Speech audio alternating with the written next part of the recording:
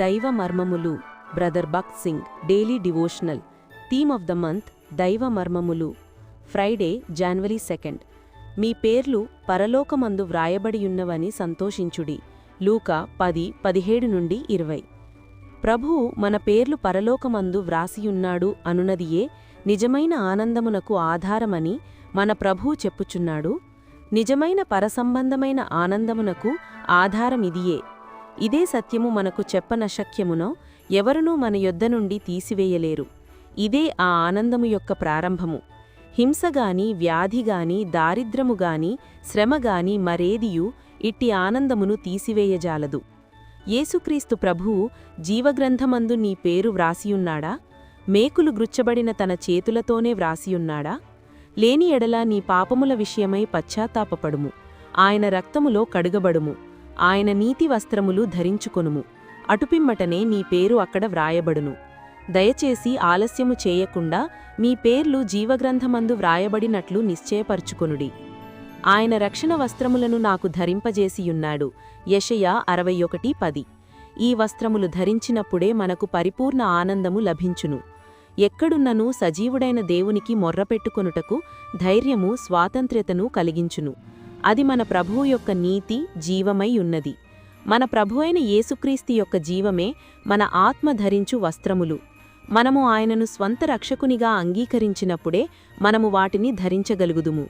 మనము బహుగా ఆనందించున్నది దీనియందే. అలసిన వానిని ఊరడించు మాటలు. Daily meditations from the ministry of brother Bakht Singh. మీ దినములును మీ సంతతివారి దినములును భూమికి పైగా ఆకాశము నిలుచునంత కాలము విస్తరించును. ద్వితీయోపదేశకాండము 11:21. మనము ప్రభువుకు లోబడిన ఎడల ప్రతి విధమైన అన్యదేవత నుండి దూరపరచి సంవత్సరారంభము నుండి సంవత్సరాంతము వరకు ఆయన మనకు సమస్తమును సమృద్ధిగా దయచేయును. ద్వితీయోపదేశకాండము 11:12. అనారోగ్యతలో లేక దారిద్ర్యలో నీకు కావలసినదంతయు ఆయన నీకు ఇచ్చును. ఒకవేళ అంత త్వరగా కాదుగాని అంత ఆలస్యముగా కూడా కాకపోవచ్చును.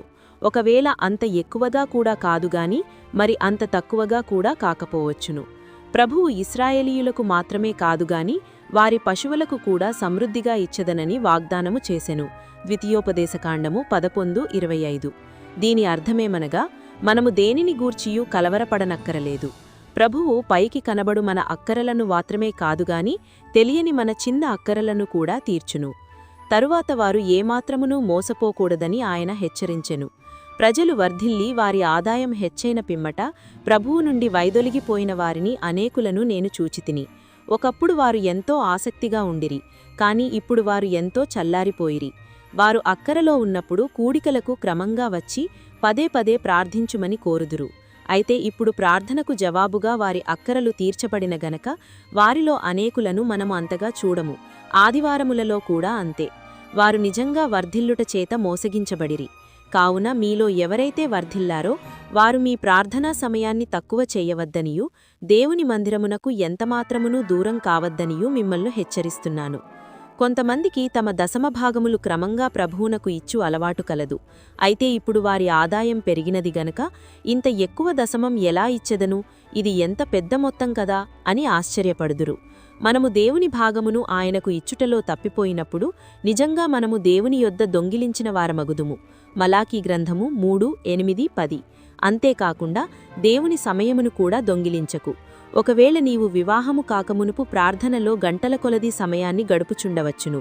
కాని ఇప్పుడు వివాహమైన తర్వాత ఆయన యొద్ద గడుపుటకు నీకు సమయమే ఉండదు. ఈ విధమైన దొంగతనము నిన్ను ఆత్మీయంగా ఎండిపోయిన స్థితికి తీసుకువస్తుంది. నీవు దేవుని హెచ్చరికను తీసుకొని ఈ లోకపు ఆకర్షణల చేత మోసపడకుండా చూసుకొనిన ఎడల ఆయన నిన్ను బహుగా ఆశీర్వదిస్తాడు. ద్వితీయోపదేశకాండము 11:18లో ఇశ్రాయేలు ప్రజలకు ఇవ్వబడిన ఉపదేశముల నుండి మనము అనేక విలువైన పాఠములు నేర్చుకొనవచ్చును. వారు ఆయన మాటలను హృదయములోనూ మనసులోనూ ఉంచుకొనవలనని కోరబడిరి. మనము కూడా మన హృదయములో దేవుని వాక్యమును సమృద్ధిగా నివసింపనీయవలను. కొలస్సీ 3:16. వారు వాటిని చేతుల మీద సూచనలుగా కట్టుకొనవలను. మనము కూడా ఎక్కడికి వెళ్ళినను మన బైబిలును తీసుకొని వెళ్ళవలను. దేవుని మాటలు వారి కన్నుల మధ్య బాసికములుగా ఉండవలను. అలాగే మనము కూడా దేవుని వాగ్దానములను ఎల్లప్పుడూ మన ముందుంచుకొని మన అనుదిన అక్కరలన్నింటి నిమిత్తమూ వాటిని కోరవలను. వారు దేవుని వాక్యమును వారి పిల్లలకు అభ్యసింపజేయవలను. నీవు నీ కుమారులకు వాటిని అభ్యసింపజేసి నీ ఇంట కూర్చుండునప్పుడును త్రోవన నడుచునప్పుడును పండుకొనునప్పుడును లేచునప్పుడును వాటి గురించి మాటలాడవలను. ద్వితీయోపదేశకాండము 6:7. మనము అలాగే చేయవలను. మనము ఈ విషయములన్నింటిలో దేవునికి లోబడిన ఎడల మన దినములను విస్తరింపచేసి భూమిపై పరలోక అనుభూతిగల దినములు అని ప్రభువు వాగ్దానము చేస్తున్నాడు. ద్వితీయోపదేశకాండము 11:21. ఈ వాగ్దానములన్నీయు సంవత్సరమంతయు కేవలం ఆదివారములలో మాత్రమే కాదుగాని వారములోని ప్రతిదినము మన అనుభవముగా ఉండును.